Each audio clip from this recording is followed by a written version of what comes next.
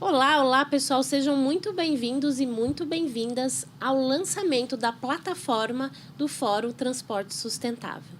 Quais são os melhores caminhos para a descarbonização? Para falar sobre esse tema, a gente trouxe aqui o professor Márcio D'Agosto, da Universidade Federal do Rio de Janeiro, e ele também que é coordenador do Programa de Logística Verde Brasil, o PLVB. Seja muito bem-vindo.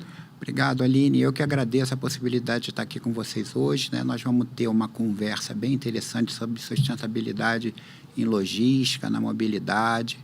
Eu acho que é importante a gente veicular essa informação, né, para os transportadores, para os embarcadores, operadores logísticos e toda a audiência que eu sei que vocês têm nesse importante veículo de comunicação e também no Fórum Transporte Sustentável. Muito bom. E antes de mais nada, eu queria entender qual que é o papel do Programa de Logística Verde Brasil nessa jornada de sustentabilidade dos transportadores, embarcadores, enfim, todo o ecossistema de logística.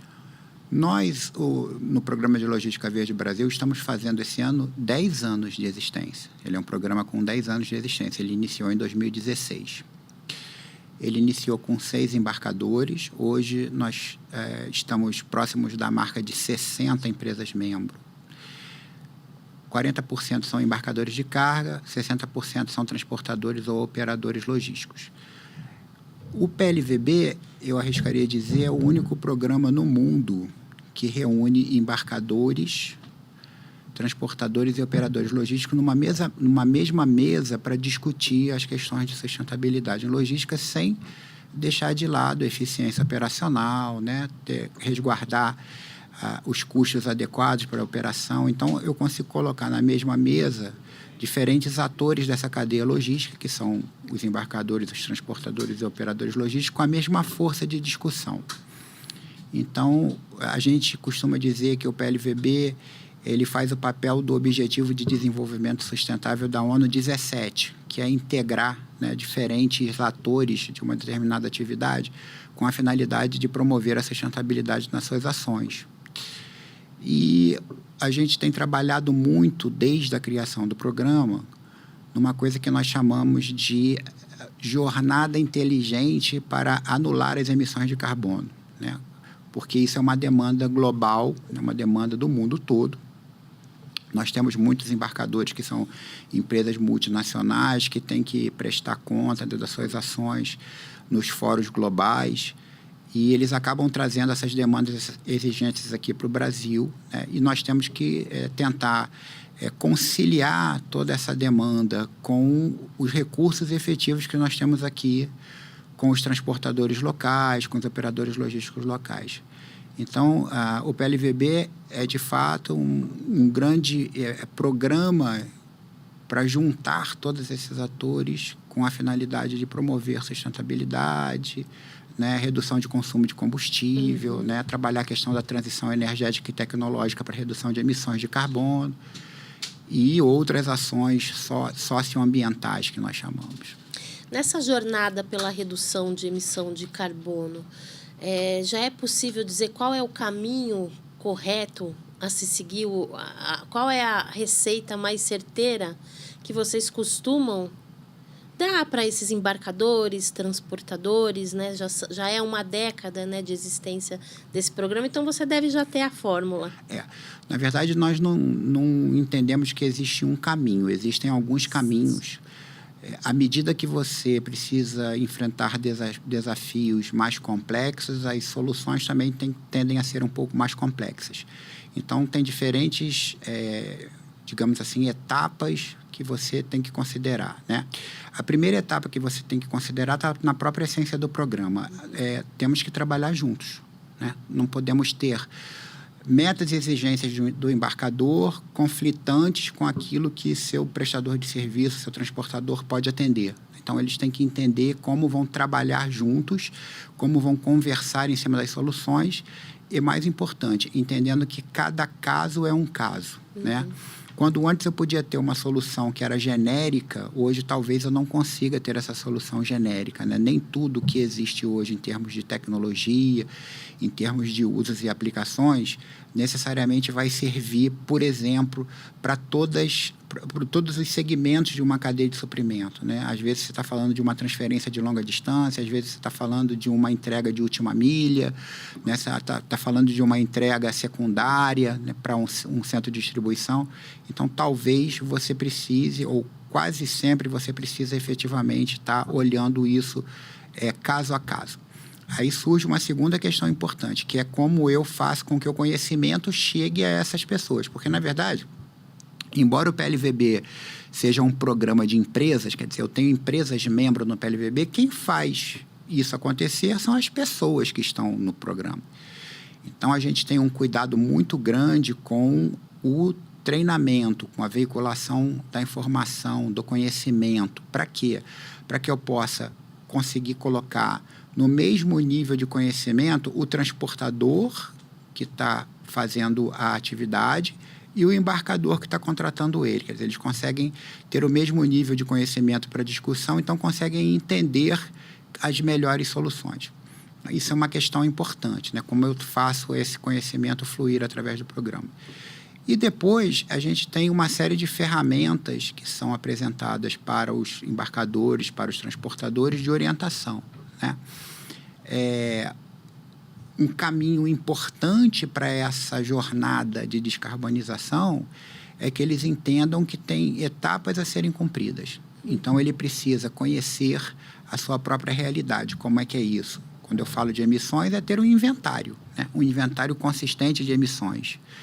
Depois, uma vez que eu tenho um inventário de emissões, eu consigo identificar quais são os meus pontos quentes, que nós chamamos, né? Hotspots, aqueles que são os mais demandantes e que eu tenho que agir primeiro, rapidamente, ou que vão dar mais impacto na redução de emissões.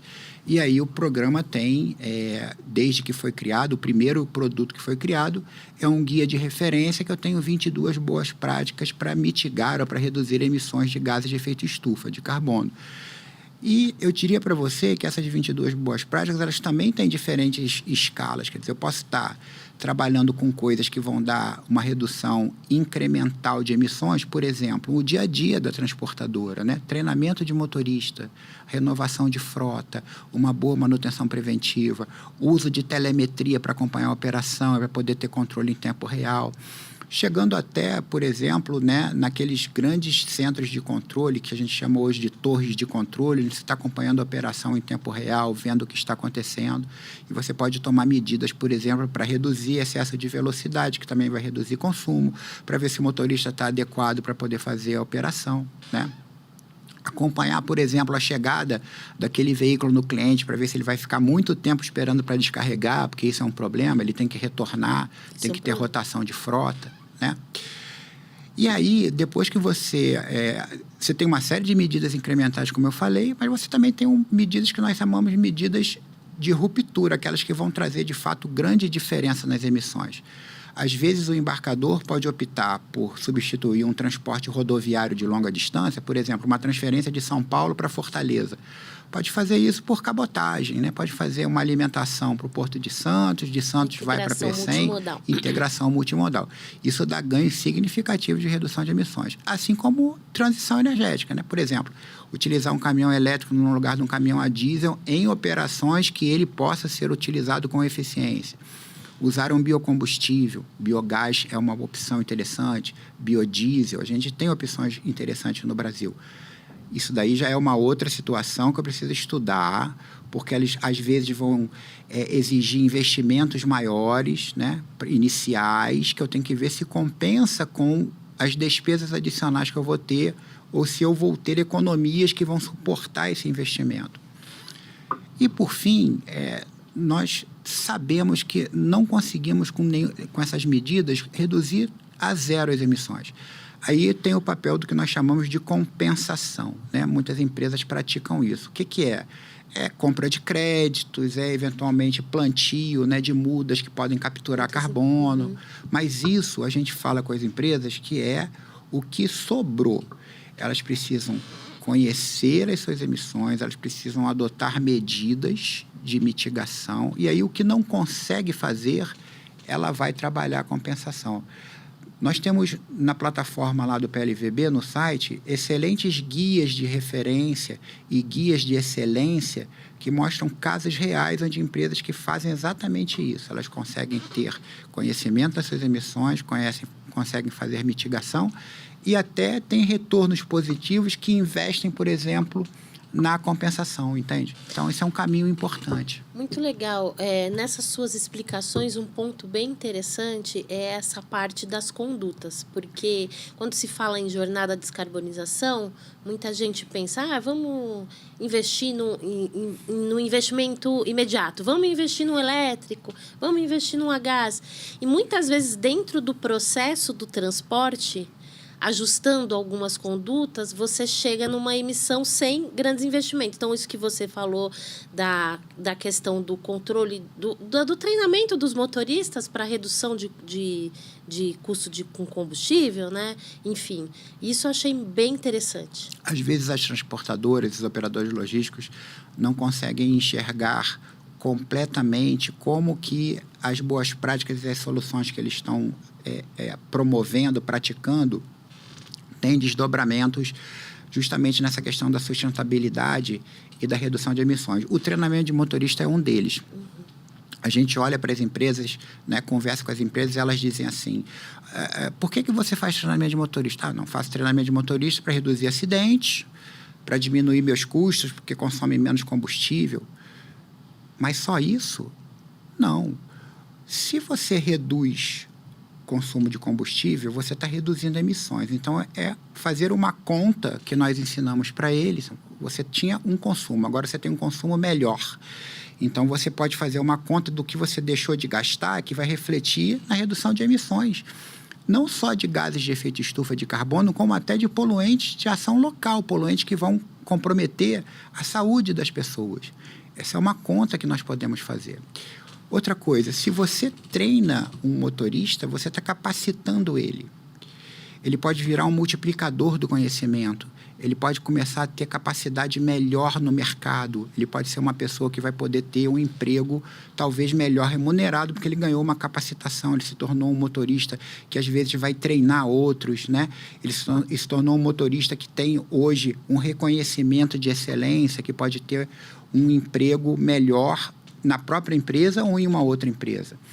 Então, tem um desdobramento importante que as empresas, às vezes, não reconhecem. E a gente, quando começou o programa, falou assim, o PLVB te dá um óculos, que você consegue ver muitas coisas que você fazia, que você não enxergava, e que agora você enxerga à luz da sustentabilidade. Então, eu acho que isso também é muito relevante enquanto benefício que a empresa recebe por participar do programa, né, das atividades do programa, das discussões que nós fazemos, dos treinamentos e do compartilhamento de informações. É muito interessante, né, professor? Porque, como você bem falou, muitas das vezes a empresa já até faz essa redução que pode entrar num inventário aí de emissões e não sabia que poderia contabilizar isso, né?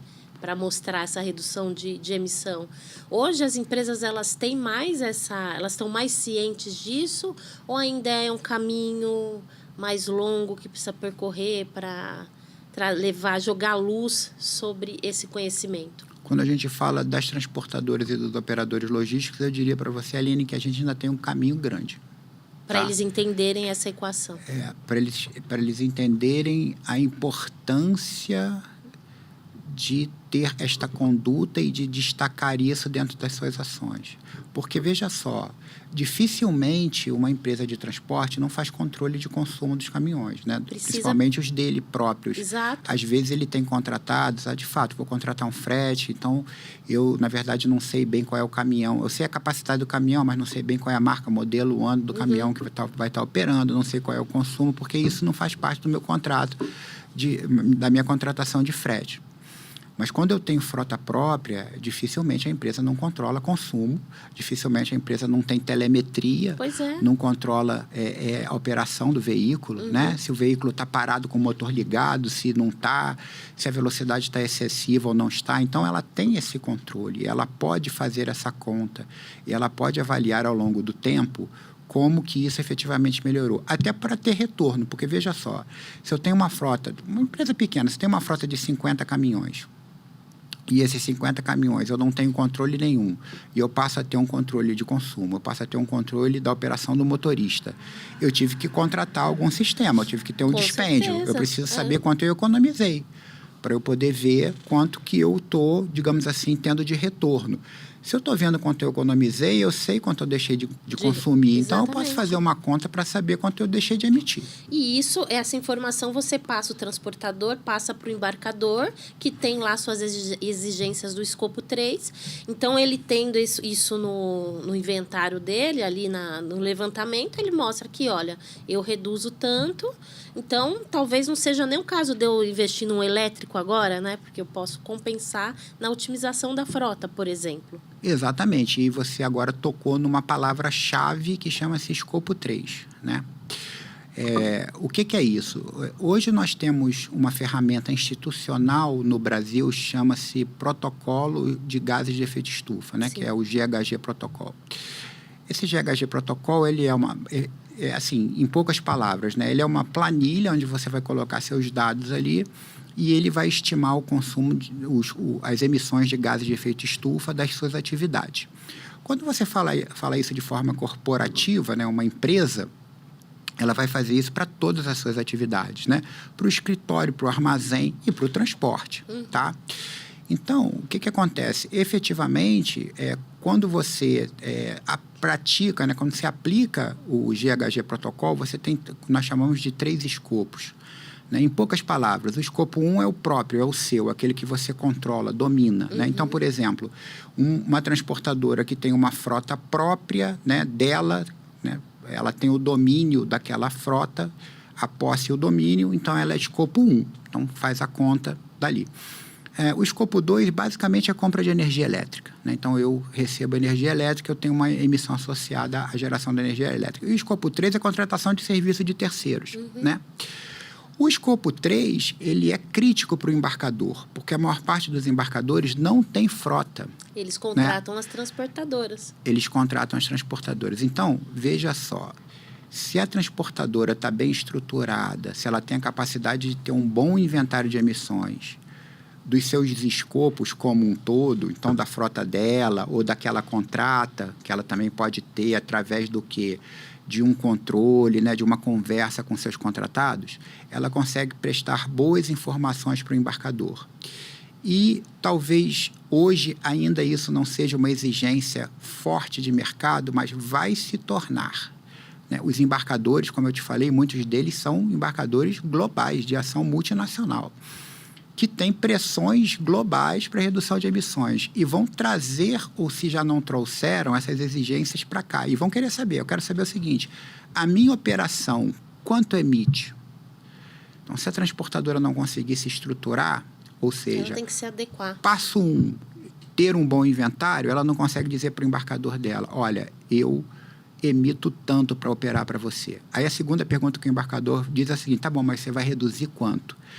Se ela não souber quanto ela emite e se ela não tiver acesso às boas práticas que o PLVB ajuda ela a construir, ela não pode dizer para ele assim, olha, a minha estratégia de redução é essa aqui, ó, eu vou fazer algumas ações incrementais, que eu vou estar reduzindo ali 10%, 15% de emissões, onde eu consigo aplicar isso, vou fazer algumas bem de ruptura, que eu vou trazer talvez um caminhão elétrico, um caminhão bimetano, e vou reduzir aí 25%, 30% das emissões.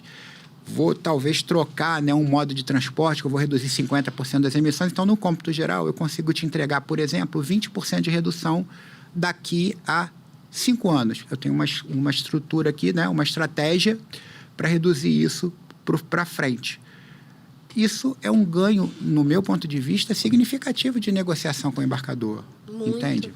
E o PLVB, pelo que você explicou, ele tem esse papel de ajudar essas empresas nessa jornada. Com de certeza. Construir esse inventário e tudo mais. Fazemos isso. Hoje, essa pressão do embarcador para o escopo 3, ela vem aumentando? O que você enxerga aí nos próximos 2, 3 anos? Vem aumentando significativamente. Na verdade, ela vem se tornando uma pressão muito significativa e eu diria para você que não só, agora ampliando um pouco a nossa discussão, não só para os embarcadores. Nós, há 2 anos atrás, fizemos um trabalho para o Banco Itaú, Por que fizemos para o Banco Itaú? Porque o Banco Itaú é o financiador.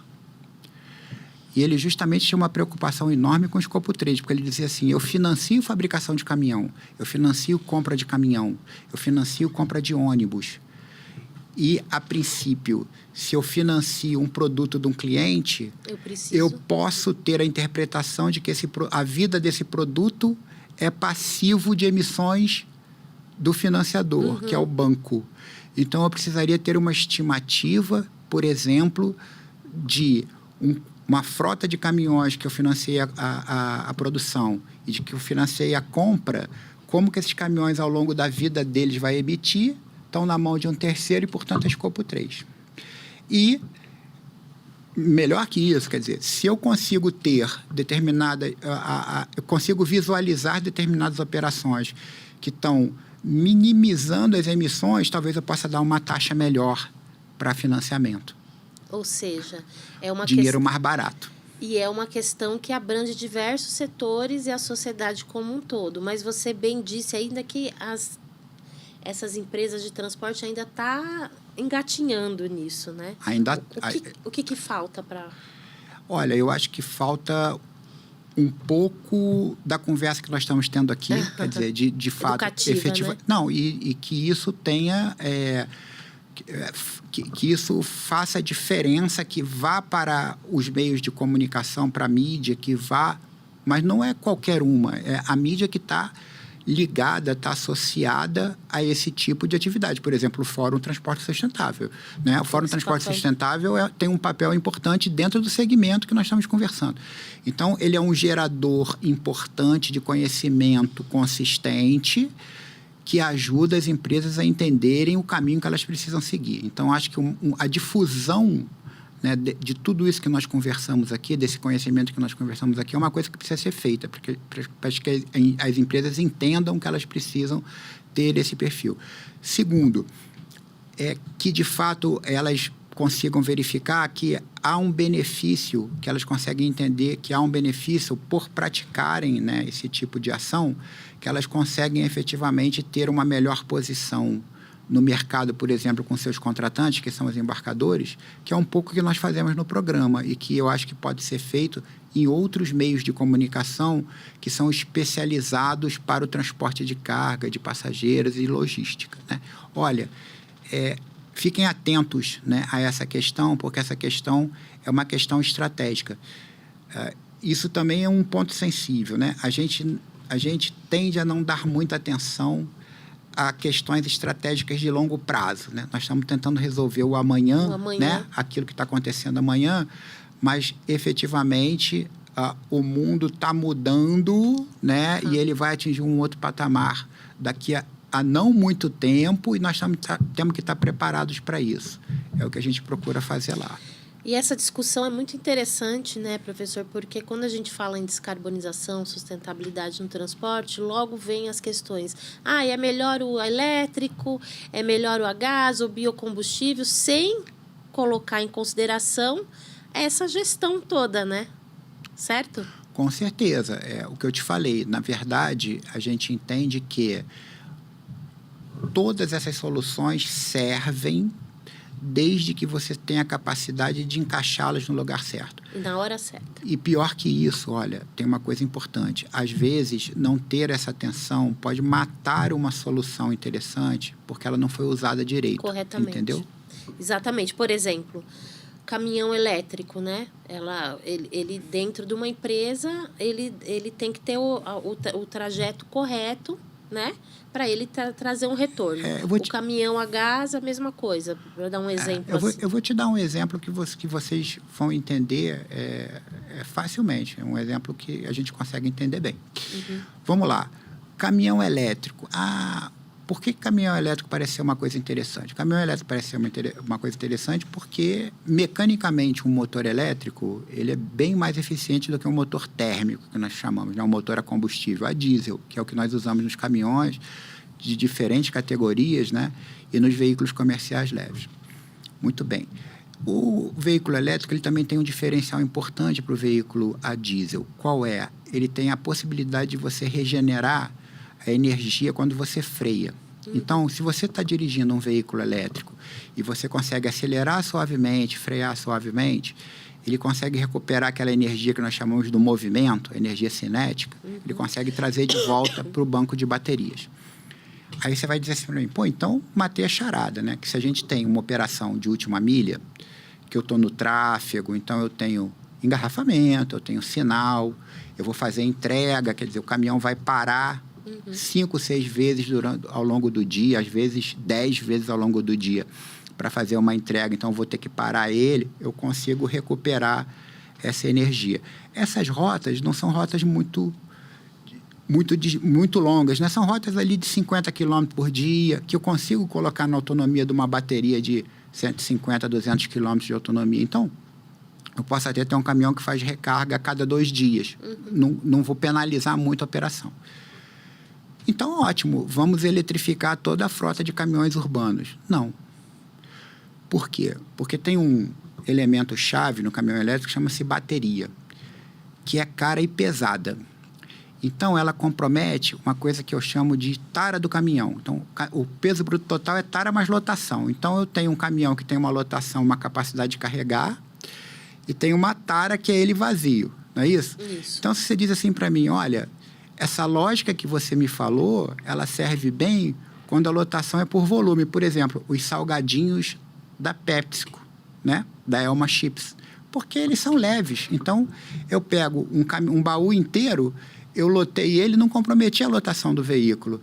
Então, eu posso botar uma bateria mais pesada. Então, para essa operação, quando a carga é leve, os veículos elétricos funcionam muito bem. Até para ser a maior parte da frota. Até para ser a maior parte da frota. Ah, mas se, por exemplo, eu estiver entregando para uma empresa de alimento que tem carga frigorífica e líquida pesada, não vai funcionar, porque eu penalizei a tara, então eu não consigo botar a mesma carga ali. Então, às vezes, o que eu podia fazer com 10 caminhões, vou precisar de 12.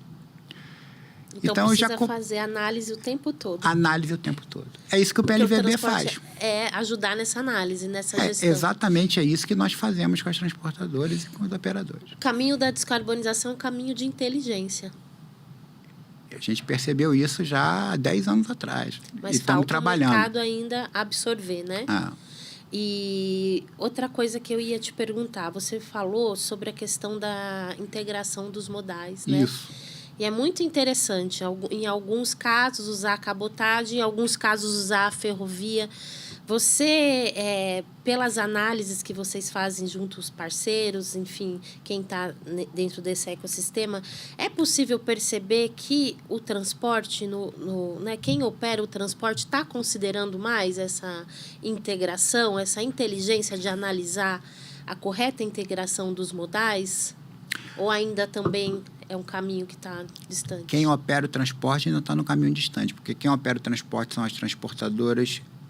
Talvez os operadores logísticos tenham uma visão melhor, mas as transportadoras, e normalmente as transportadoras são, de uma certa forma, dedicadas. Então, ela é uma transportadora, transporte rodoviário de carga. Ela é um armador. Por exemplo, no PLVB nós temos um armador, a Norsul. Norsul é membro do PLVB. Legal saber. Tá. Aí, o que acontece ali? É mais fácil o embarcador perceber isso. Então, por exemplo, a ArcelorMittal... Tem que vir do embarcador. A ArcelorMittal é uma empresa membro do PLVB. Então, ela tem uma produção de bobina de aço, bobinas pesadíssimas de aço, e um beneficiamento em outro estado. Então, o que ela faz? Ela pode trazer isso por caminhão, por trem ou por embarcação. Então, hoje ela tem uma operação interessante que ela produz as bobinas, ela abastece embarcações da Norsul que levam para o ponto de beneficiamento. Então, se eu tenho uma rota, né, onde eu tenho uma distância significativa, por exemplo, Sudeste, Nordeste, né, Nordeste, Sudeste, né, região Norte para Nordeste, onde eu tenho a possibilidade, por exemplo, de ter uma navegação de cabotagem, uma operação desse tipo, eu poderia fazer uma intermodalidade, como nós chamamos, e aí essa troca traz benefícios significativos. Eu posso reduzir pela metade as emissões de gases de efeito estufa, né? E o consumo de combustível por unidade de massa transportada. Então, é bem interessante. Muito legal. E aí vamos fazer um giro rápido aqui. Tá bom. Queria perguntar para você, professor, qual a importância da participação da PLVB na plataforma do Fórum Transporte Sustentável? Olha, é uma importância total, né? O PLVB, como eu te falei, está fazendo 10 anos. Mais da metade desse tempo a gente está junto do Fórum Transporte Sustentável, né? Desde que o Fórum foi criado, Vocês estão juntos. nós estamos trabalhando com eles aqui. Por quê? Porque tem um alinhamento completo, né? Da filosofia, tá?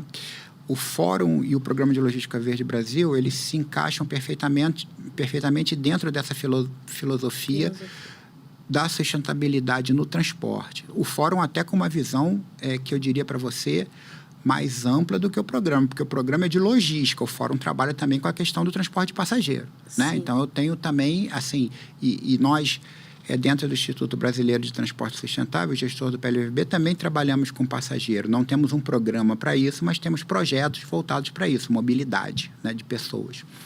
Então, temos trabalhado fortemente com o Fórum desde a sua criação, também apoiando as questões da sustentabilidade do transporte de passageiro. Esse alinhamento, né, da filosofia, né, nos ajuda a, de uma certa forma, consolidar, por exemplo, determinadas ações e determinadas abordagens que nós introduzimos também ao longo do tempo no programa. O Fórum nos ajudou com isso. Por exemplo, a abordagem ESG, da governança sobre os aspectos ambientais e sociais. O Fórum trabalha muito isso, né? É um pilar importante do Fórum. E nós, no programa, começamos fortemente com a questão da descarbonização, mas depois da pandemia, que foi um marco ali, né, importante da história de todos nós começamos a trabalhar também a introdução da abordagem ESG dentro dos casos das empresas membros e o atendimento dos Objetivos de Desenvolvimento Sustentável. Por quê? Porque a gente viu o quê? A gente viu que muitas empresas tinham, de fato, a abordagem ESG, governança sobre os aspectos sociais e ambientais dentro da sua corporação. Quer dizer, era uma ação corporativa, mas não chegava bem na logística. Então, era um pouco desconectado, né? Então, dentro da empresa, ele tinha toda uma questão de tratamento, né, do ESG, mas na hora de colocar isso, por exemplo, na operação logística, na contratação, isso não estava bem definido e a gente começou a trazer essa questão para o programa. E uma outra coisa foi o seguinte, é que nós começamos a ver que muitas empresas, principalmente transportadoras, se comprometiam no Pacto Global, se comprometiam a que iam fazer ações, inclusive de descarbonização.